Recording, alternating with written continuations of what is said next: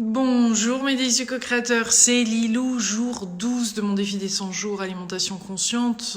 Cette vidéo est bien au-delà de ce défi, comme à chaque fois, il y a toujours des espèces, on va dire, de révélations et de choses qui bougent, bien au-delà du thème du défi dans lequel je m'embarque.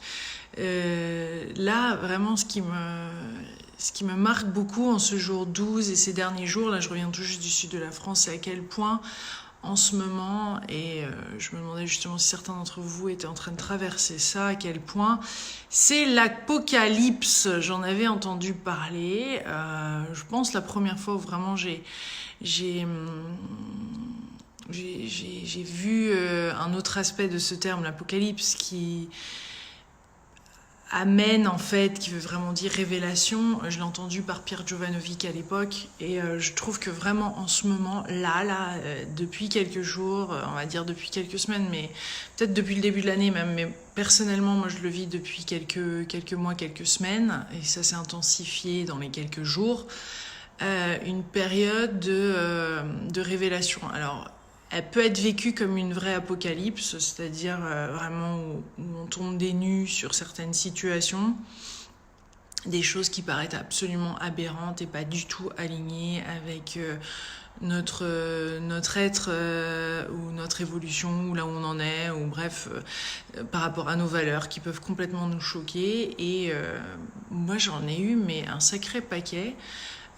Peut-être plus depuis la naissance de Stella, mais en même temps je pense que c'est en lien complètement avec les énergies actuelles, et vous allez me le confirmer ou pas, mais que y a des trucs comme ça qui nous tombent dessus, et en effet qui peuvent nous faire réagir, et on peut avoir du mal à se reconnaître, voilà, en fonction de là où ça vient toucher.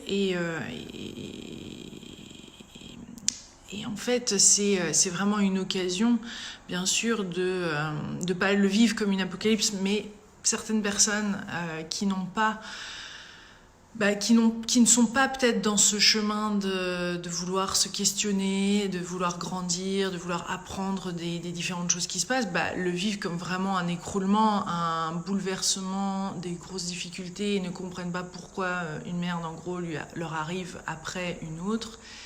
Et ça déboussole. Et en fait, dans le coup, on voit pas vraiment d'où ça vient. On se remet pas forcément en question.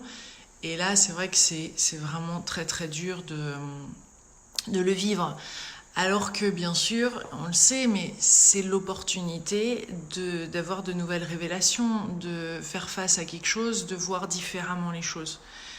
Et là, je sens que ça commence à se démêler, à se débloquer, à être plus clair, et j'en suis très reconnaissante. Et dans le coup, je vois qu'il y a un feedback aussi de la vie de l'univers, j'ai envie de dire, mais des personnes qui nous entourent dans le coup, qui donnent des infos encourageantes en fonction des prises de décision qu'on va prendre ou de nos réactions. Et je trouve ça fascinant ce qui se passe en ce moment, parce que je le vois dans des personnes toutes proches de moi, et particulièrement mes parents, mes deux parents, avec des réactions qui me paraissent à 10 000 de... Je ne veux pas dire de ce qui devrait être, mais ce qui est essentiel au cœur, à la vie, à l'amour, à la famille, à tout ça, quoi. Et dans le coup... je suis en train de faire une espèce de deuil, on va dire. Une espèce de... Mais doux. Alors, il y a de la tristesse et tout ça, mais c'est en train de s'évacuer d'une certaine façon qui me permet de... Alors, je ne sais pas si ça va durer, mais en tout cas, c'est depuis hier, avant-hier, c'est ça. Comme... Pas une acceptation non plus, mais une espèce de lâcher prise, à défaut de trouver un meilleur mot, d'arrêter, on va dire, je vais arrêter de résister à ce qui est, pour finalement accepter ce qui est, plutôt que d'essayer de ramer à contre-courant avec ça. Donc en fait, au lieu de combattre, au lieu de vouloir que les choses soient différentes, et bien tout simplement de les accepter. Et d'en voir, on va dire, le côté positif, ou du moins à quel point c'est une révélation plutôt qu'une annonce d'apocalypse. C'est marrant parce que quand je disais ça, il y avait 222 personnes, co-créateurs en ligne, en train de regarder ça à ce moment-là. Bah, pour moi, ça c'est un signe que, en effet, c'est aligné. Tout comme cette nuit, à 2h22 du matin, alors que je faisais un tire-lait, j'ai fait une coco avec Sandra Bounard, qui est une consultante en lactation, mais qui fait aussi des cocos, des communications connectées, par rapport à ce truc de l'allaitement, là, qui est vraiment aussi douloureux, qui fait partie des intentions que j'ai dans ce défi des 100 jours, et je me pose réellement la question si je dois continuer ou pas. Et je peux vous dire qu'au plus profond de moi, j'ai envie d'allaiter 6 mois, mais étant tellement douloureux, et je le vois là, dans cette situation-là, avec mon rapport à ma mère, que voilà, j'essaye il y a une espèce de comparaison, de challenge, il y a un truc qui vient me chercher sans doute, et il y a d'autres trucs à lâcher là, parce que en effet, voilà, j'ai pas le... il semblerait que je n'arrive pas à vivre, enfin à aller sans douleur dans cet allaitement. Donc je m'ouvre, hein, mais la coco a un peu aidé, dans le sens où j'ai pu communiquer avec Stella, pour savoir si ça lui allait aussi, et en effet elle veut continuer avec le lait maternel, et peut-être que nous allons passer au biberon, mais toujours avec le lait maternel. J'arrive pas à me faire à l'idée que je dois m'en arrêter là avec l'allaitement, et je pense que c'est lié, il y a quelque chose à débloquer autre que juste physiquement, et le fait qu'elle se soit fait opérer du frein a en effet aidé, mais il y a autre chose chez moi, dans ma relation à elle, à ce qui peut être, à moi en tant que maman et tout ça qui se joue aussi. Donc je vais continuer de creuser parce que je ne veux pas abandonner comme ça me paraît un peu léger, et c'est l'occasion en effet d'avoir certainement d'autres révélations. En parlant de révélations, dans ma route du sud pour aller au mariage de Sandrine, qui était magnifique, en fait, j'ai interviewé Jean-Pierre Petit. Alors, je ne sais pas si vous connaissez Jean-Pierre Petit, mais vous allez le connaître, il est plutôt drôle et l'interview sera bientôt en ligne.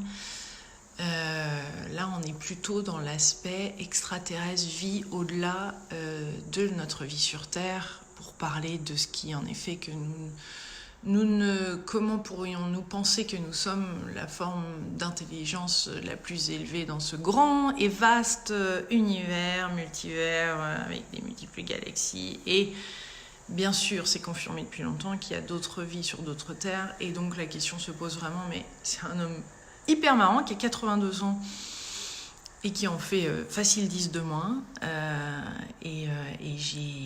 alors que l'interview était prévue, j'en ai oublié ma caméra, donc j'ai fait l'interview tout de même avec mon iPhone, et j'ai hâte de partager. Je sais que Jay, qui est en train de regarder cette vidéo, aura en effet hâte de la voir, puisqu'il a son livre entre les mains. Jay, cette interview t'est dédicacée. J'ai un ami de Toulouse, et Annick, gros bisous, et à Kenley, petite dédicace spéciale, parce que je les ai vus à Toulouse à mon retour. Ils nous ont accueillis avec grande générosité, comme d'habitude, et amour. Et j'ai pu aussi voir ma cousine, enfin la cousine de ma mère, Alice, dans le sud, lui présenter Stella, et là aussi recevoir vraiment des très très beaux messages de la vie. Donc tout ça pour revenir aux révélations, et ben c'est quand même fou ce qui se passe en ce moment, et je vous invite juste à voir ce qui se passe et les difficultés que vous avez dans votre vie, à le voir d'un point de vue de révélation plutôt que simple apocalypse, simple écroulement de tout ce qui se passe autour de vous. Mais il y a quelque chose d'autre qui essaye vraiment, sérieusement, puissamment émerger, et on peut essayer d'entendre ces messages. On est tout à fait prêt à les recevoir et à les voir. Donc, et on peut quand on veut, hein. On va pas se voiler la face. Donc, comme dit Sylvie, la destruction fait partie du processus de création pour se révéler de plus en plus à soi-même. Et c'est ça. Et donc je sais pas une fois de plus ce qui se passe dans les astres, mais il doit y avoir de ça en tous les cas. Ça se sent dans l'air, et et ça bouge et ça bouge. J'ai pu aussi, Sandrine de Astroéthique m'a fait le thème astral de Stella pour sa naissance. Donc un magnifique thème qui nous a fait très plaisir de lire, et même c'était émouvant parce qu'elle le met comme si c'était Stella qui nous parlait directement. Donc c'est un beau cadeau qu'elle nous a fait là. Et il y a plein de belles choses en effet que ces nouveaux enfants sont en train d'apporter, de révéler, aussi on va dire, de faire vibrer ou de nous transmettre. Donc c'est déjà très très fort ce qu'on est en train de vivre là avec notre petit trésor. Rien que l'allaitement, comme je disais tout à l'heure, ça fait un déjà bien cherché. Donc voilà, j'ai tiré la carte générosité ce matin, ce jour 12, qui est d'apprendre des enfants d'ailleurs. Donc c'est assez marrant qu'à 2h du matin, sans savoir qu'aujourd'hui, enfin sans avoir réalisé qu'aujourd'hui c'était apprendre des enfants, quand j'étais déjà en communication connectée avec Stella, c'est assez marrant. Donc pas mal d'informations là aussi. Une petite carte générosité des cartes du défi intuition que j'ai là. Et puis quand même, tout de même, parce que je pense pas que je l'avais dit lors du direct, parce que ça s'est passé assez rapidement, et c'est une grande nouvelle, on va dire, qu'avec Mickaël, on se marie officiellement vendredi à la mairie, en tout petit comité, parce qu'on célébrera en septembre, nous, vraiment avec la famille et les amis, notre mariage. Mais là, on a décidé de diviser mairie et la célébration en elle-même, même si vendredi, ça sera tout de même une célébration, en se mariant à la mairie ici. Et voilà, donc nous serons qu'une petite 10-15 maximum.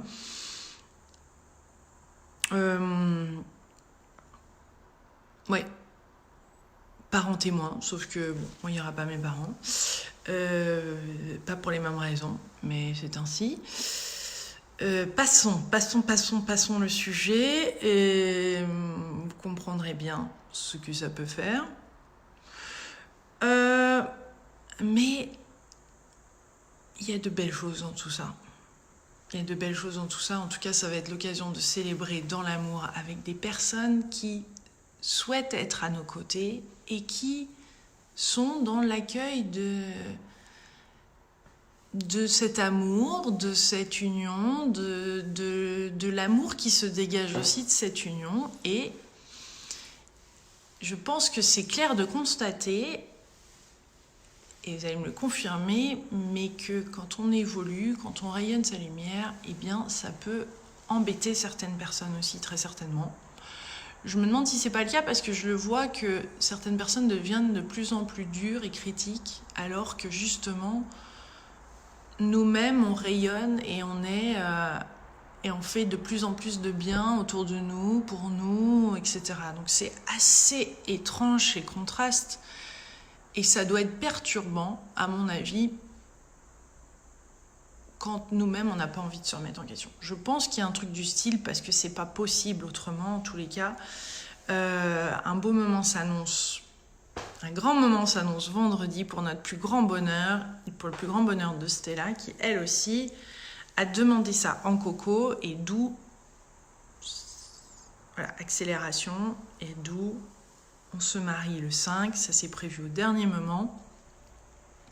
Et la famille, elle et les amis seront réunis mi-septembre pour une grande célébration, rituel, cérémonie, on va dire, sacrée, laïque, voilà, que nous planifions par contre depuis longtemps. On avait cette vision-là, mais on ne savait pas le lieu. Et donc le lieu est en train de se préciser, voilà, pour septembre. Mais plein de choses, disons, vous imaginez tout ça? C'est ce que me faisait remarquer Vanessa Toffoli. Elle me dit, mais tu remarques tout ce qui s'est passé dans ta vie entre être maman, recevoir la vie, s'engager, relation mère, tous ces changements-là, toutes ces choses qui se sont passées, ça fait beaucoup. Et je sens que petit à petit, il y a en effet de nouvelles choses qui se posent, une espèce de vague de bien-être. Alors, c'est clair que aussi de faire le défi tous les jours avec les pratiques, etc., ça m'oblige aussi à bien remettre le genre dans tout ça. Et puis, comme d'habitude, je voudrais vraiment remercier Michael, qui est un amour d'homme et avec qui je suis plus que épanouie et qui fait de moi une meilleure personne jour après jour. Et c'est bon de le sentir, c'est bon de se sentir une meilleure personne. Et avec qui il y a de nombreuses choses qu'on va découvrir ensemble et qu'on va continuer de grandir et d'évoluer. Et c'est beau ce qui se passe, un merveilleux papa. C'est un homme d'exception, on va dire. Et ça me fait plaisir parce que j'ai vraiment l'impression aussi qu'il y a une belle évolution pour nos enfants, pour notre enfant, pour nos futurs enfants s'il y en a d'autres, pour la famille, etc. Que ce sont de belles choses qui se sont mises en place et qui continuent de se mettre en place. Donc malgré des résistances, des défis, voire même on pourrait croire, et je pense que certaines personnes peuvent croire dans leur propre vie que des choses comme ça qui s'enchaînent, des choses négatives, etc., ou des pertes d'êtres chers, des burn-out, les divorces, ou quel que soit ce qu'on traverse, les difficultés, peuvent être comme si on avait l'impression que la vie était contre nous, qu'il y avait quelque chose qui était contre nous, qu'il y avait une force peut-être même qui était contre nous, alors que c'est vraiment ce qu'il nous faut vivre pour révéler le meilleur de nous-mêmes. Et donc il y a quand même de nombreuses choses là qui sont en train de se passer, et peut-être que ce n'est pas fini, et peut-être qu'il y a encore plus qui arrive, et peut-être plus qui sera déroutant et challengeant. Donc c'est une perspective qui est intéressante à avoir et importante à partager. Voilà. Lisiane qui dit un peu de tristesse. Oui, forcément, mes parents ne seront pas là à mon mariage, comment dire. Je suis profondément triste et en pleurs face à leur réaction. Une incompréhension totale et voilà. Et en même temps, comme je disais, une certaine forme de libération d'un autre truc qui est en train de se poser et d'un autre truc qui est en train de s'ouvrir. Et voilà, vers des choses meilleures. Donc voilà. Donc voilà, jour 12, ça continue de bouger, ça continuera de bouger, mais des co-créateurs, et je vous tiendrai au courant. Et j'espère que vous aussi, vous trouvez cette force en vous et le courage des fois d'aller tendre la main ou de demander de l'aide et autres pour traverser tout ça, parce que bien sûr, ça ne se fait pas seul. Donc je vous embrasse très très fort. Et comme dit Valérie, on se marie pas pour ses parents. Ouais, enfin... Ils approuvent, cela dit, cette union, c'est pas basé là-dessus. Enfin, j'espère. Mais ils ont chacun leur préoccupation personnelle qui va au-delà, on va dire, de quelque chose de plus grand, de plus fort que Marie-Laure. Non, j'en rigole un peu, mais c'est vraiment triste. Voilà. Bon, merci Cécile pour toutes ces ondes positives et je vous embrasse très très fort. Et je garderai la foi, merci Missy, je vais lire vos commentaires, merci, je vois qu'il y en a des très très beaux qui défilent ici, donc je vous embrasse très très fort, gros bisous, à bientôt, bye bye.